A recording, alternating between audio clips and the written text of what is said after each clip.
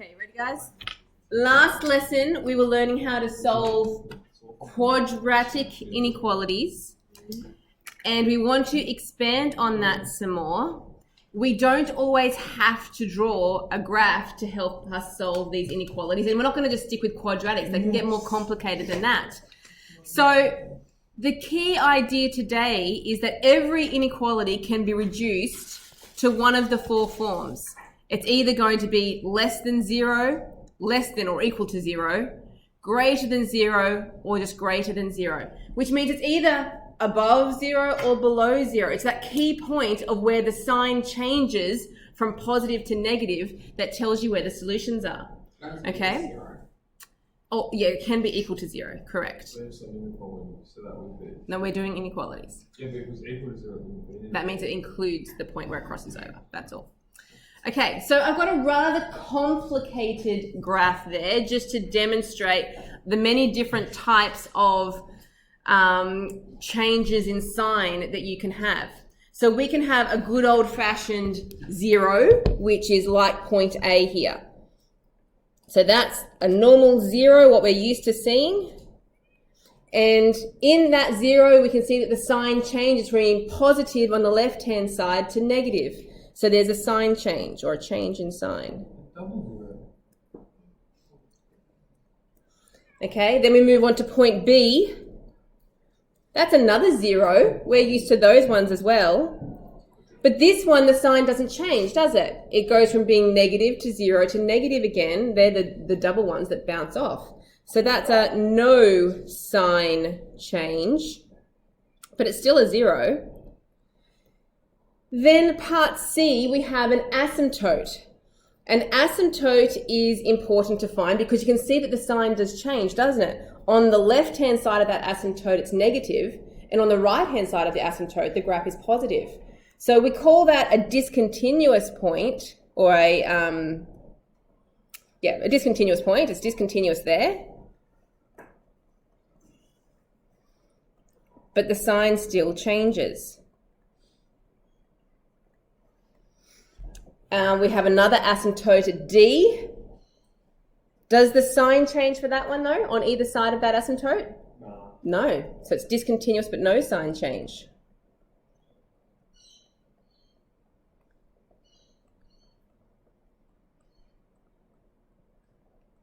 Then we can have our actual points where we have, like it's E here, where we have the coloured in dot, meaning that that would be, if that's a 1, whatever that value is, it would be at the top value there, the coloured in one, but then it breaks and comes down to that bottom line below. So that's discontinuous. Next minus 1 on the bottom of the fraction. It's normally when we change from one function to another, as we remember those ones. We'll see some of those in advance very soon. So that is what we call a discontinuous point, again, because it's chopped, it's moved from one point to another. Does the sign change at E? Yes. And that just leaves F. We've got a broken line, so it's discontinuous. But does the sign change at F? No. It's negative and then negative again. So at F, discontinuous, no sign change. So the technique we're going to be using today is to find where the zeros and discontinuous points are, and if we can determine the sign around those points, we can solve the rest of the inequality. So here is our question, example number 1. To solve, and that's not a very bad one, it's just a polynomial, it's already factorized for you, and you can read off the zeros. The zeros of that polynomial would be where? 1. That's right. Okay, there's not going to be, because that's a cubic, if you were to expand it out, there's not going to be any discontinuous points. It's just going to be a cubic going through, like we've drawn many times, right, our lovely little wave. So in our table here, I'm going to have my 3 intercepts, and I want values in between them. Okay, so my smallest one was -3. I'm going to leave a gap and put -3 there. Then I'm going to leave a gap. 1 was the next biggest. Leave a gap. 2 for the next one. Okay, They are my zeros. So if I sub minus 3 into the equation, what am I going to get? 0. Okay, what about 1? 0. What about 2? 0. Okay, which means the sign of those, they're still zeros, right? They're the easy ones. Okay, they're the zeros. It's what is happening in between them which tells us how to solve this. So I need to pick a value less than minus 3. Minus 4 sounds good to me. Between minus 3 and 1, 0, great choice, good. Nice easy one to sub in. Between 1 and 2, 1.78. oh, don't do that. No, 1.5. You can do 1.78 if you have to. And bigger than 2 is 3. So now you're going to get your calculators out. Get your calculators out. Then you're doing it in your head. You can do 0. Sub in minus 4. So bracket, minus 4 minus 1, close bracket, times minus 4 plus 3, close bracket, open bracket. And I want to know the value. When you do the second one, you don't retype the whole thing. Just use your back arrows to change it to the next number. Minus 30. Yeah, good. I got 12 for 3. For 3, yep, good. What did you get for 0, Ben? You were doing that one in your head, remember? I had -1 times -2 times 3 is 6. Yes. And 1.5 is the only one left? No one checks it. I'll do it quickly now. Of course you will. Then Lots of- definitely do the rest. Logan, is your phone here? What's the time? Yes, it is. Calm down. Yes. Negative 1.123. -1.125. Nice. Okay. Now, the actual value of those isn't the important part. It's whether it's positive or negative. So the minus 30, that's obviously negative. The 6 is positive, minus for the next one, and positive. Now, you don't have to draw the graph, okay? You can do everything from the table there, but you guys are used to seeing the graph, so let's draw it just for this one. We have our zeros at minus 3, 1, and 2.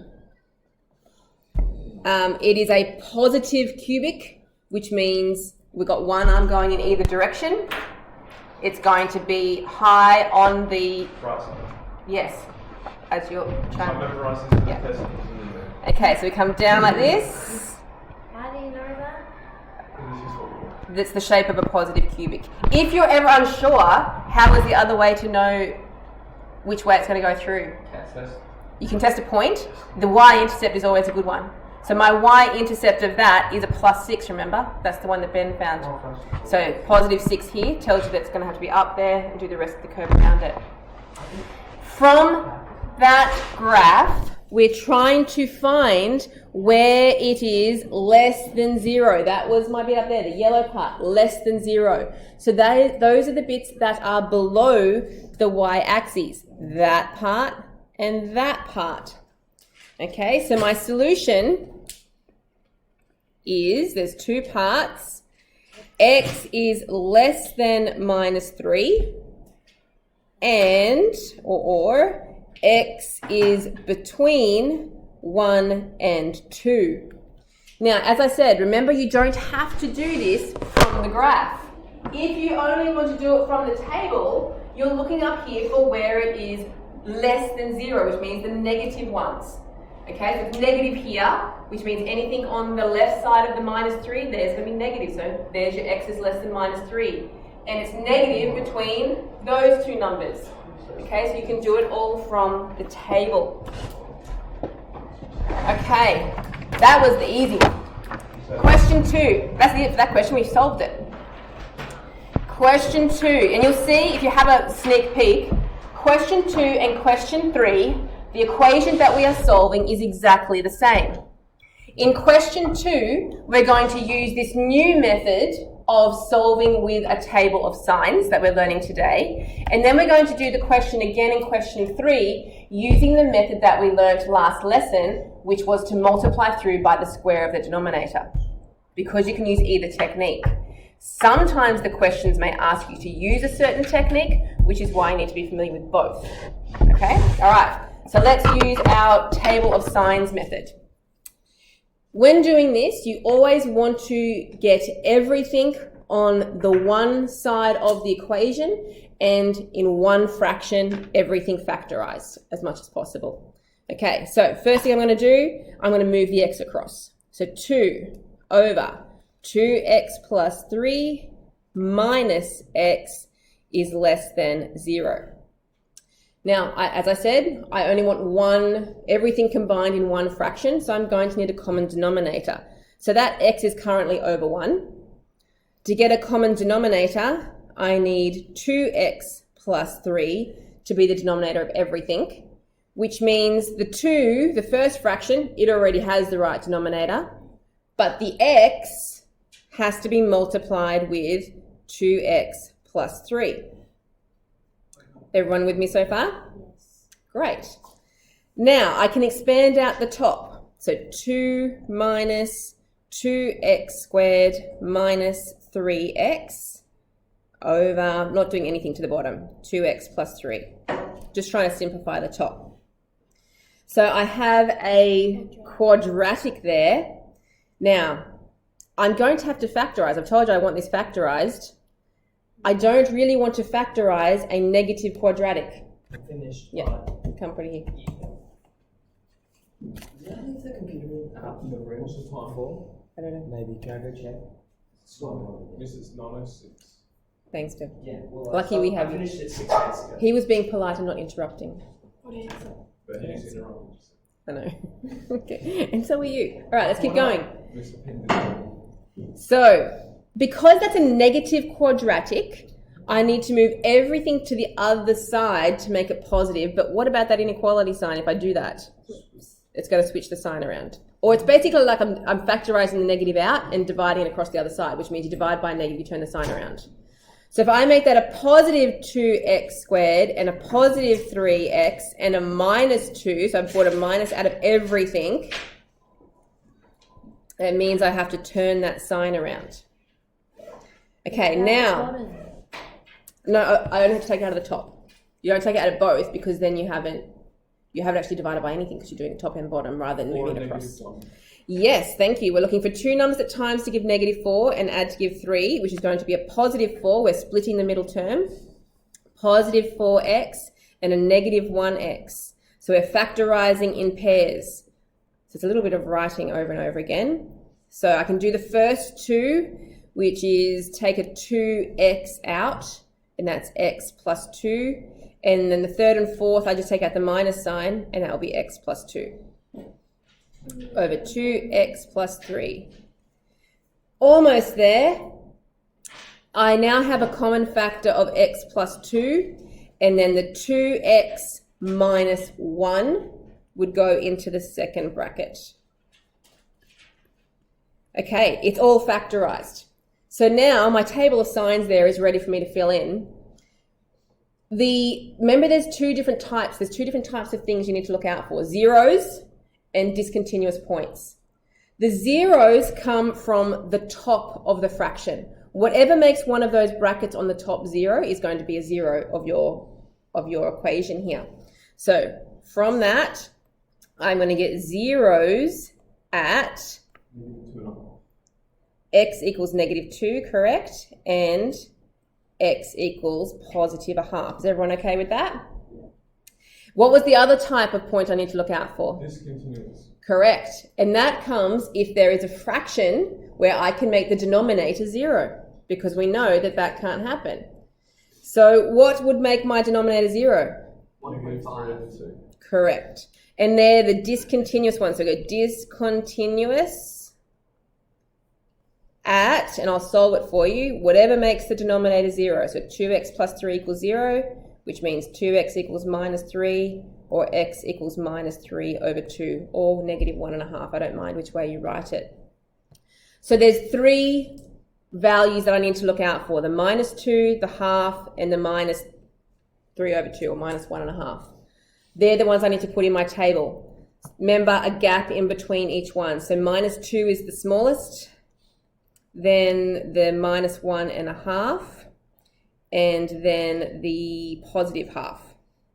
Okay, so they're the zeros. You don't have to circle them like this, but I think it makes it easier to see. They're the zeros, and I'm looking in between them. So it's going to be minus 2.5, they're 0. But that minus 1.5, or the minus 3/2, if you sub that in, what are you going to get? Not 0, you get an error because you can't get 0 for a denominator. That's an asymptote if you were going to draw the graph, but we're not going to draw it. But that's what it means. Okay, now we need to go in between. Pick some values. Wait. -1. So what's that asymptote? Because it makes the denominator 0. This is the answer to our assignment. Yeah. Part 2C is one of the rules. Oh, really? Yeah. Ah, yeah. Don't give it. Hand it in now. We're all good. Okay. -3. So -3. Thank you, Tori. Thanks, Tori. All right. Here you go, Ben. You get a nice one. -1.8 to go between there and there. 0 and 1. Okay. Do you want me to save time and just tell you what the answers are when we sub those in? Yes. All right. So it's -7/3, 1.5. minus 0.7 and 3/5. So all we care about is that it's negative, positive, negative, positive. So we're not going to draw the graph. That would take too much time and effort. We're going to read off the solution. We're looking for where this graph, I've rearranged my equation, so I'm looking for where it is greater than 0. Okay, from that last form that I had there. So where is it greater than? Here and here. They're the bits there, right? Where it's positive. So yes, so my solution is x is between -2 and -1.5, or x is greater than 1/2. Okay, last one. Exactly the same question. You ready? Sorry, you want me to still see that? You got it? Yeah, got one more question. We're going to do the same question again, but we're going to use the other method, which is multiplying by the square of the denominator, which we learned last lesson. You'll remember when you see it. You're like, yeah, I know that one. Because you've done the practice. Course wins. All right, we're good? Got it? Do we have to put They're positive. We're just doing positives and negatives. Oh yeah, x cannot equal. Yes, that's right. Although, yes. So I've got to keep going, Ashen. You ready? What number? The one on the end, 3/5? 1/5. That's not 3/5. 3/5. It's a positive. It's a positive 3/5. Yeah. Okay. All right, so here we go. Use the method introduced in exercise 5A, okay? So that's our multiplying by the square of the denominator. So I don't have to move everything to the left like I just did. I take my first fraction, which was 2/2x plus 3, and I'm going to multiply by the denominator squared, okay? And then I do the same thing to the x. I multiply by that same denominator, which was 2x plus 3 squared. Now that means that I can cancel the 2x plus 3 off the bottom with one of those ones up there.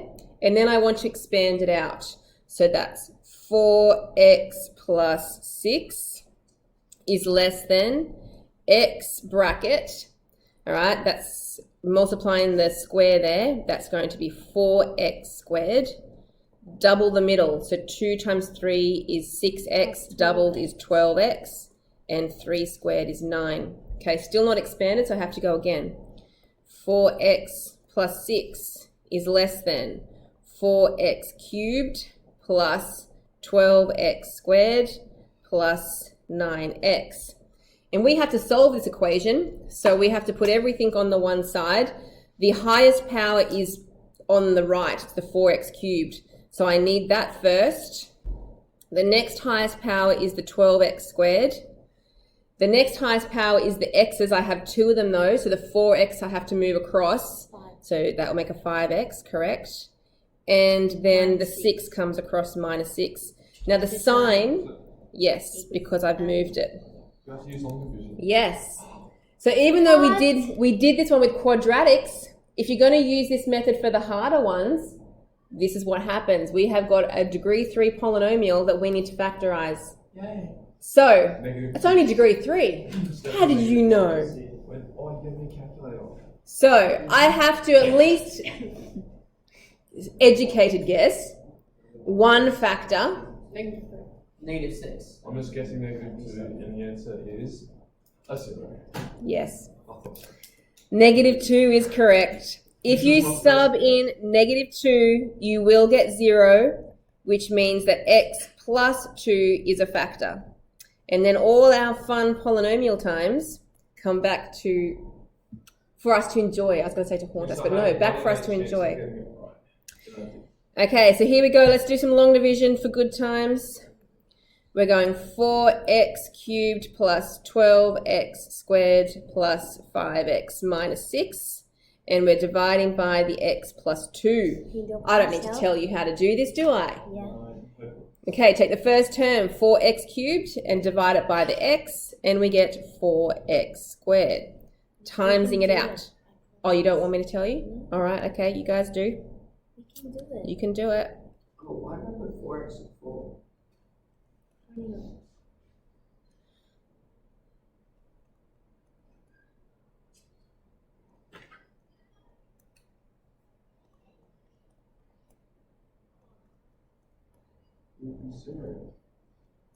I hope it equals 0. You gotta show them.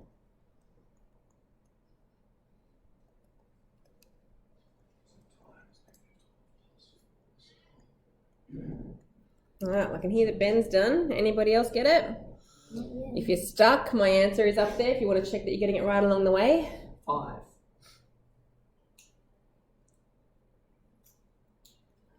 You got 0. Yeah, Yeah. good.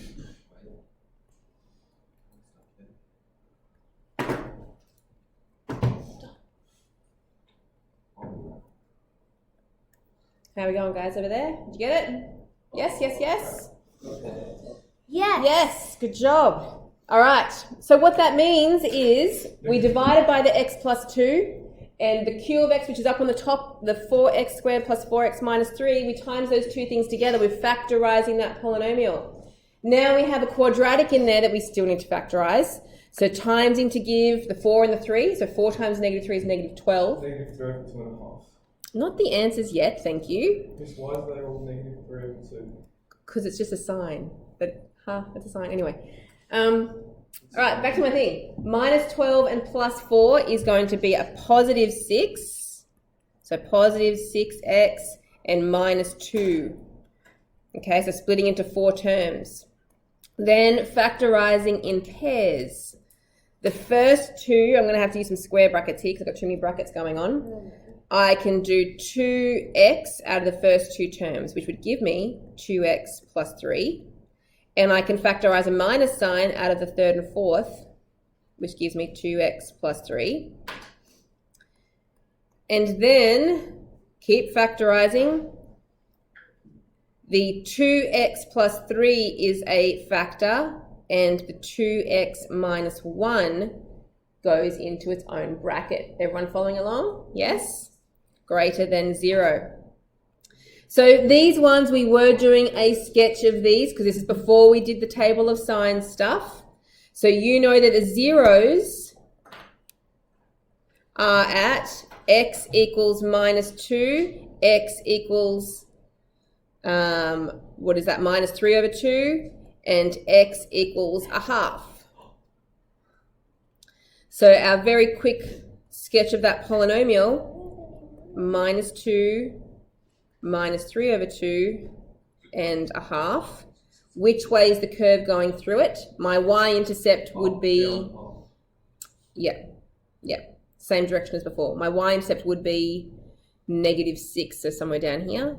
So it's coming down through there, up, like that. Miss, we got the same answer as this one as well. Good. Okay, so the solution, we're looking for the parts that are, look at the inequality sign, greater than 0, because that's the direction of that inequality after I've moved everything around. It's greater than 0 between -2 and 3, -3 over 2, and the greater than 1/2. Same solution. X is greater than 1/2. Yeah, so the two parts where it's greater, and x is greater than 1/2. And that's exactly this, even though they're very different methods, Exact same solution as we got for question 2. Wow. So much fun.